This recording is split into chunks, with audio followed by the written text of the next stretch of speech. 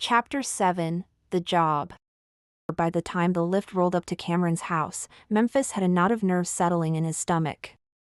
The driveway was full of racing cars, custom-painted vehicles, sleek Lamborghinis, and Ferraris. He could practically hear the rev of engines in the air as he imagined all the money and fame that came with people like Cameron and Julian. At the front door, Memphis knocked loudly. A buzz sounded, and an intercom voice asked him to come in. He stepped through glass doors, where he spotted Cameron lounging in an outdoor wicker chair with a drink in his hand. His easy smile was infectious, a contrast to his rugged appearance, a tall, dark-skinned tattooed guy with a buzz cut, dressed like a modern rapper. If Memphis didn't know better, he wouldn't guess this was the racing legend everyone talked about. "You must be Memphis?" Cameron said, standing up and extending his hand. "Yeah, that's me," Memphis replied, shaking his hand firmly. Cameron nodded toward an empty seat. "Take a load off, man. You're in for a fun ride." Before Memphis could settle, a deep but soft voice caught his attention. "Hey, bro." Julian walked through another set of doors by the pool, his lean figure moving with effortless confidence. He was tall, with fair skin and medium-length blonde hair twisted into spiked braids that stood out in all directions like a rebellious crown. His outfit was a riot of color, baggy clothes layered beneath an oversized jacket, which he wore despite the warm weather. On anyone else, the combination might have looked chaotic, even strange. But on Julian, it was fashion. He pulled it off with a kind of cool that didn't try too hard.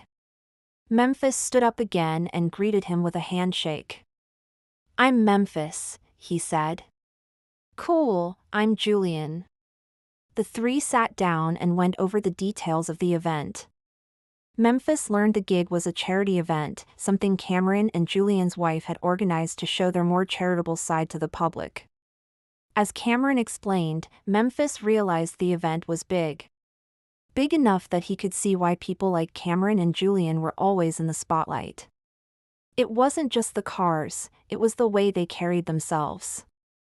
As Cameron cracked jokes about the promotional girls often filling the event, Memphis interjected. "Hey, would it be cool if I flew Aubrey, my girlfriend, out for this gig? She's a bit of an artist, and I think she'd really enjoy the atmosphere." Julian perked up at the mention of her art. "What kind of art does she do?" he said with surprising interest. Memphis blinked, a little taken aback by the random comment, but he smiled politely. Abstract type stuff, I don't really know, it varies, she's still kind of finding her way with it." Cameron looked intrigued. "That sounds good, bring her over, bro." Memphis felt relieved. At least for now, things were falling into place. He could see himself working with these guys. And the best part? He was finally getting away from all the chaos with Sophia and Richie. Later, in the back of the lift on the way to his hotel, Memphis couldn't help but smile as he typed a quick message to Aubrey. "Pack your bags, you're coming to LA, call that sister of yours, I will meet you both at the airport tomorrow XXX." He hit send and leaned back, already picturing Aubrey's face when she read the text. He was starting to feel right again. Memphis grinned to himself.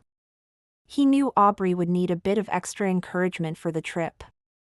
She had always been anxious about flying, and having her sister Celine by her side would make all the difference. "Celine will keep you company on the flight, and I've got everything else covered," he added in a follow-up message. "What?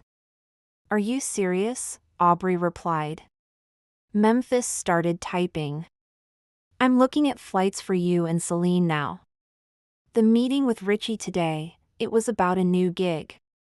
He's lined up something big with NASCAR.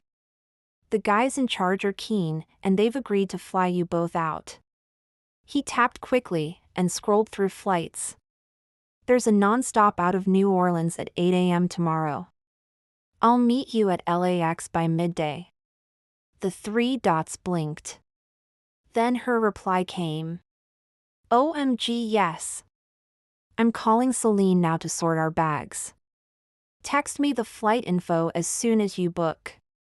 I can't believe this. Memphis couldn't help but smile. I'll take care of the bookings. Just be ready. As the message sent, he leaned back in his seat and stared out at the darkening skyline. For the first time in days, he felt something close to relief. Maybe, just maybe, he could put the mess with Sophia behind him. Start fresh with Aubrey. Start fresh with the job. A new chapter. A clean slate. Or so he thought.